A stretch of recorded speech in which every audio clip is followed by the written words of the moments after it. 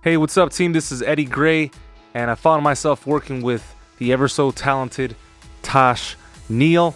I am from LA, born and raised, and I do what I do because I have to. I absolutely need this as much as I need to breathe. So, Tosh and I ended up writing a song on the spot.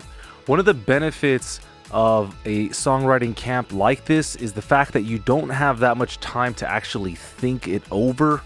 You're not going through that analysis paralysis that usually can be associated with inactivity and inefficiency. And so we met, I looked at him right in the eyes, and I knew he was a world-class talent. And my job was really just to try and find how to make his voice, how to make the song work. And so I was just trying to find the right way to present it.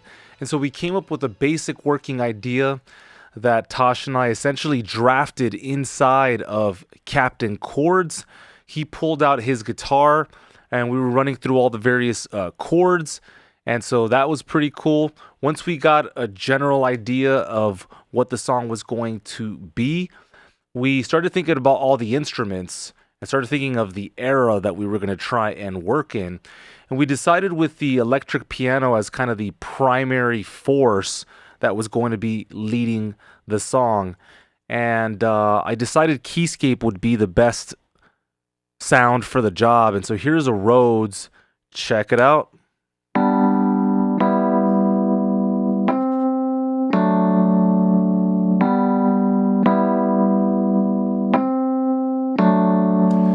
And we very much thought this was a Bill Withers kind of sound. Anyway, at some point I overdubbed this with a celeste. Check it out.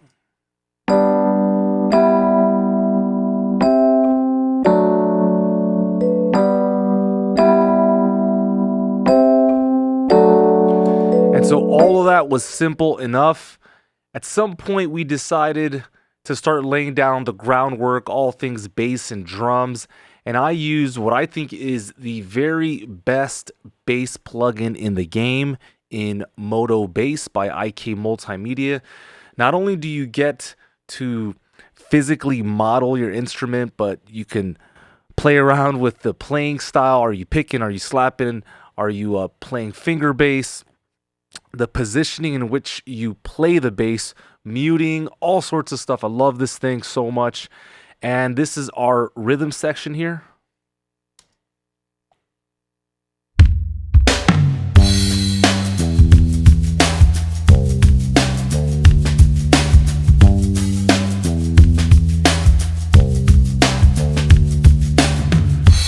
So I was just trying to get a nice funky groove.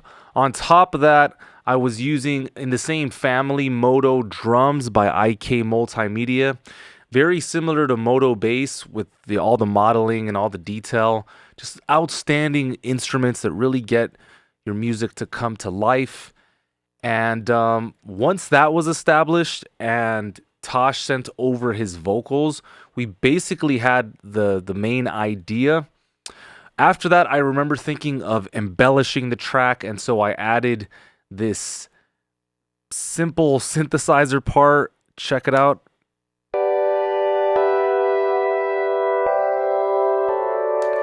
So that on top of what we already had, I'll go ahead and omit the vocals for a quick sec here.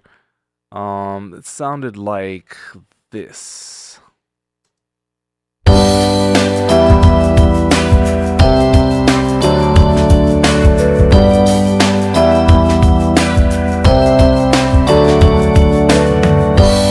Alright, and if you're wondering about that little trickle sound, because I spend a lot of time working with my sample libraries and doing my best to get to know all the various sounds, I thought that lo-fi glow was going to be the best sound for this. I narrowed it down, not because I know every single sound inside of lo-fi glow, but I just remember studying this particular library and trying to characterize it, or at least categorize it and put it somewhere in my memory bank so that when I had something, I knew I could come to a great source. So that is essentially all of the music. I did add a guitar in the background just to kind of, give it some analog feel.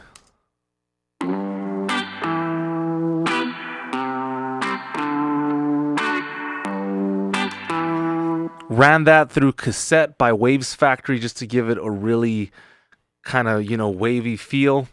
And then once Tosh sent in his incredible vocal, this was really it. He basically established the bass line, and we were ready to go. So here it is right here in all its splendor. Dashing away, making it easy to sing on that day. Gonna hate this Christmas, won't for years. Gonna have the loved ones gathering round. Can't wait for the moment we're all together again.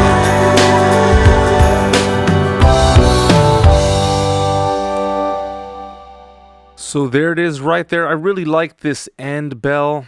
At the end of the process, Tosh and I were chatting over Zoom, and I asked him, what else do you think we need? And he's like, can we get some kind of bell sound? And I was able to find this, which I really loved it. Check it out.